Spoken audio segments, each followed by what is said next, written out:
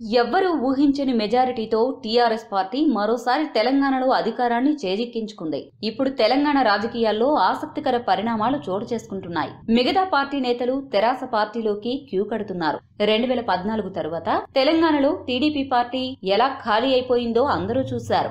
ఇప్పుడు లేటెస్ట్ గా 2019లో కాంగ్రెస్ పార్టీ కూడా ఖాళీ అయిపోతుందా అని అనుమానం కలిగేలా సంఘటనలు చోటు చేసుకుంటున్నాయి. 2014, 2018 ఎన్నికల్లో తెరాస అధ్యక్షుడు తెలంగాణ ముఖ్యమంత్రి కేసీఆర్ పై పోటీ చేసి ఓడిపోయారు కాంగ్రెస్ నాయకుడు ఒంటేరు ప్రతాప్ రెడ్డి. అలాంటి నాయకుడు నియోజకవర్గం అభివృద్ధి కోసం టీఆర్ఎస్ పార్టీలో చేరుతున్నానని చెప్పి కేటీఆర్ సమక్షంలో గులాబీ కండువా కప్పుకున్నారు. ఈ ఉదంతం సంచలనంగా మారింది.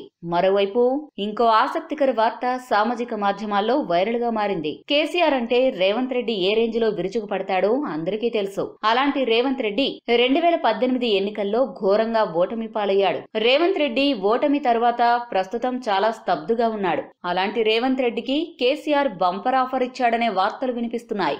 రేవంత్ రెడ్డి కూడా పార్టీ మారాలనే ఆలోచనలో ఉన్నారని, అందుకు అనుగుణంగానే టీఆర్ఎస్ పార్టీ తరపున రేవంత్ రెడ్డికి ఎమ్మెల్సీ పదవి ఇవ్వాలని కేసీఆర్ అనుకున్నారని, ఈ విషయాన్ని టీఆర్ఎస్ నాయకుల ద్వారా కేసీఆర్ రాయబారం పంపారు అనేది ఆ వార్తల సారాంశం. ఒకవేళ ఈ వార్తలు గనుక నిజమైతే రేవంత్ రెడ్డి నిజంగానే టీఆర్ఎస్ పార్టీలో చేరుతారా లేదా అనే అంశం ఆసక్తిగా మారింది. మరి ఈ వార్తలు నిజమో కాదో తెలియాలంటే మరికొద్ది రోజులు ఆగాల్సిందే. ఈ వీడియో గనుక మీకు నచ్చినట్లయితే లైక్, షేర్, కామెంట్ చేయండి. మరిన్ని ఆసక్తికర అంశాల కోసం మా ఛానల్ ని సబ్స్క్రైబ్ చేసుకోండి.